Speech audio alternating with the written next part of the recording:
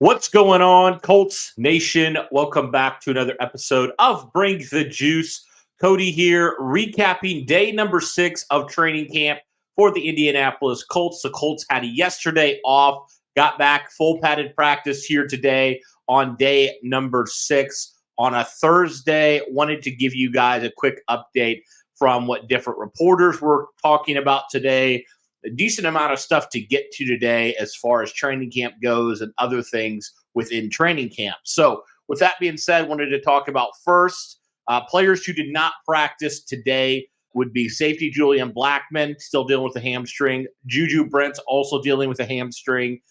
Samson Mabuka still dealing with the hamstring. Jake Witt did not practice. He had a something with his hip. Zach Moss, obviously the broken arm, did not practice. Jelani Woods had a hamstring.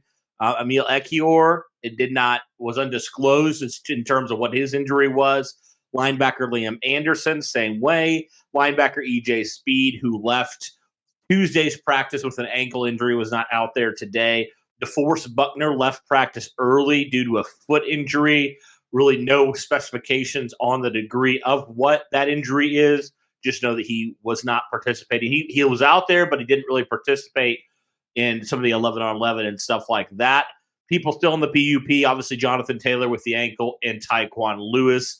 And if you guys remember, Will Mallory got activated a couple days ago. So with that being said, first bit of news here has to be the big thing with Anthony Richardson, right? Anthony Richardson, again, for the third straight practice, was getting some look with the starters. The second straight practice where he took all the starting reps with the starting offense, 22 in total. That included with a 7-play, 2-minute period to end the day. He was 8 of 13 today, so a little bit better than he was on Tuesday. You know, he had a really bad interception to Darrell Baker, who I'll mention, he's been a guy that's been standing out that nobody really anticipated, but he right now, I would say, might be cornerback number 1 out there. So that was one that was definitely interesting. Some passes that he did complete, one to Michael Pittman, actually 2 to Michael Pittman, 1 to Kylan Granson, 1 to Deion Jackson, 1 to Alec Pierce, Isaiah McKenzie, Evan Hull, and Josh Downs. You know, he threw a touchdown to Evan Hull today, so that hype is building. And it seems like him and Josh Downs are starting to build some chemistry. Also, Alec Pierce as well. So it seems like Richardson's now getting some work, and it looks like he's shown some improvement from where he was on Tuesday, which is obviously great news. You know, it's going to be a process with him. You'll have great plays. You'll have some rough plays, right? And so it's just a continual thing with him of getting better. But I thought Richardson today looked better than he did on Tuesday from all indications, and he used his legs on a couple occasions as well during some of the team period. So that was kind of the big news. Obviously, Gardner Minshew was the backup. He was 10 of 16 on the day. He did have some passes to Ogletree. Ogletree actually hauled in 3 passes with the second team offense. Isaiah McKenzie had 2. Evan Hall had 2.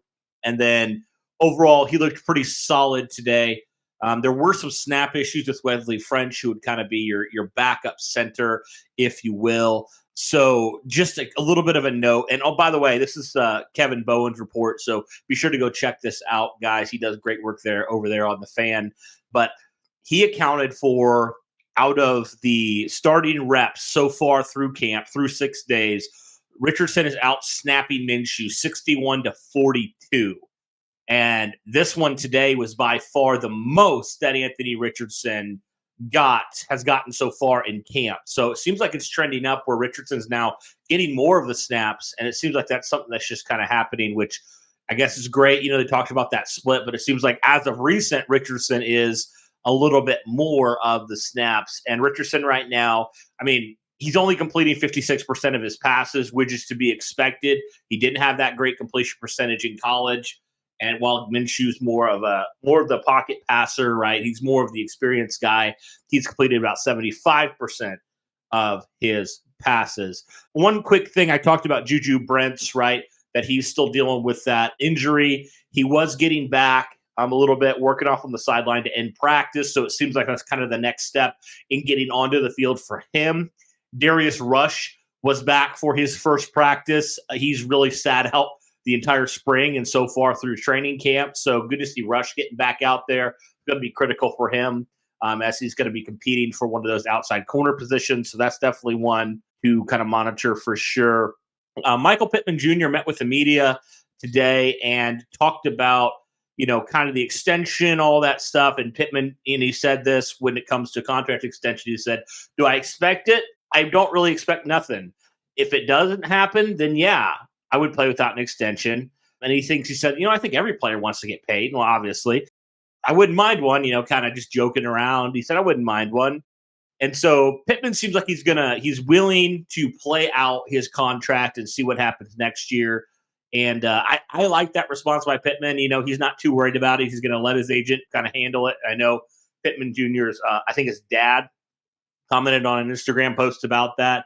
And he's just like, work hard, do what you got to do, and let the agents figure that thing out. So Pittman seems like he's handling getting a contract extension pretty well and totally willing to play it out this year with Indianapolis, and hopefully they get something done maybe it's coming off season. So that's one thing about Pittman when it comes to that as well. One thing that's really interesting is the offensive line has stayed intact, and everybody's been healthy. Everybody's been out there through 6 days of camp. Right now, Bernard Ryman, Quentin Nelson, Ryan Kelly, Will Fries, and Braden Smith as well. And it seems like Tony Sperano has really just brought a different rejuvenation in this offensive line. You've heard it from guys like Quentin Nelson, Ryan Kelly. All these guys definitely feel like Tony Sperano Jr. is really obviously helping them out in some ways, helping that communication be better. Ryan Kelly said that was been an issue last year especially. So it seems like the communication is not going to be as big of an issue as it's been last year. So that's definitely a good one. One thing about Shaquille Leonard here, he was held out of the 11-on-11 practices. This should be expected. They're full pads now, and the Colts are going to ease him back in. I think that would obviously be the next kind of natural progression if he would get in there on the 11-on-11 periods. But he's looked good in individuals from what people have said. So it'll be interesting to see as the days and weeks kind of pile up. When does Shaquille Leonard get back in on the 11-on-11 things, and kind of what does that look like for him, in those full contact sessions and stuff like that. So one last thing here, just going to kind of talk about how the offense looked from the starting standpoint on the offensive and defensive today. Obviously, Anthony Richardson, Deion Jackson was the starter at running back. Michael Pittman Jr., Alec Pierce, Isaiah McKenzie was your third. Mo Ali Cox, Bernard Ryman, Quentin Nelson, Ryan Kelly, Will Fries, Braden Smith. Defense was Dio Dangbo and Kwity Paye at the ends, obviously with Samson Mabukum still being out. Grover Stewart, DeForest Buckner, although remains to be seen what happens with him. Zaire Franklin, Grant Stewart at the linebackers with EJ Speed and Shaquille Leonard not participating in 11-on-11s today. Kenny Moore, Dallas Flowers, Darrell Baker. Those are your three corners right now. Rodney Thomas and Nick Cross at the other safety. Obviously, Julian Blackman is not out there as well. So that's kind of a thing right now, guys. That's kind of all I have here from training camp. Day number 6 for the Indianapolis Colts. Let me know your guys' thoughts overall when it comes to this practice, the different players who were not participating, the players who maybe are coming back, the players who are kind of easing into it.